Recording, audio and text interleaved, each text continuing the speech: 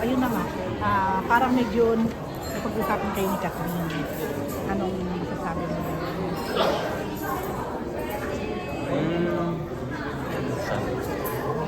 Nagulat. Nakakatuwa na biglang na nakatalib si Catherine, diba? Siyempre, yun na nga, yung bata ko, siya yung pinaparod ko palagi. Pakatanda naman ni Catherine. Hindi. I mean, suranda pa ako sa kanya. Meaning ko, like, nung bata ko, Nung medyo growing bagets. up, growing up, lagi ko siya pinapanood diba? Sa lahat ng pelikula yan, KGB2, House of Us, Can't Help Falling in Love, diba? Umiyak tayong lahat doon. Tapos biglang, nagkakaroon ng ship, diba? So, definitely, wow. So, naman. Na ano ka rin ba? Parang na-amaze, na-sexyhan during the ramp, body of work. Yeah, of course.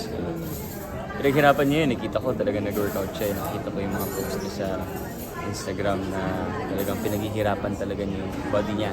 She really prepared hard for the show. So, the outcome was great. So, David, nung di pa pinapalabas yung palang araw, nabanggit mo sa amin, very proud ka doon, lalo na sa nagawa mo sa show. Sabi mo nga, maasa ka na mananalo ka ng award. Ganon pa rin ba yung ano mo hanggang ngayon? Mas lalo? nanalo po ako sa isang Sa Star. Platinum style. sa Platinum Stallion ng Best Actor. So, yeah, I mean, I think sa lahat ng ginagawa ko, gusto ko talaga magaling ako. So, hindi lang sa pagiging aktor, hindi lang sa pagnenegosyo, but also as a human being, maging mabuting kapatid, maging mabuting employee.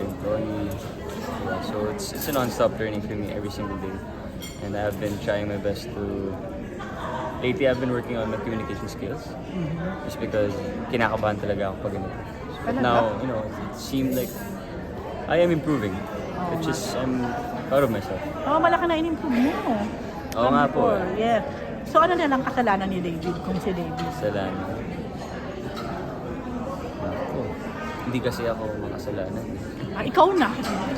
Ikaw na ang Mabait walang kasi kasalanan. ako. Hindi nga. Wala nga akong ginagawang kasalanan. Mamatay. Talaga pa? Wala akong... Ano lang? Wine lang. Ha? Wine lang. Wine lang? Oo. Yung gabi, nag-wine. Kasalanan ba yun? Yun na nga eh. Naghanap nga ako ng kasalanan eh. Ikaw na talaga. Lura na.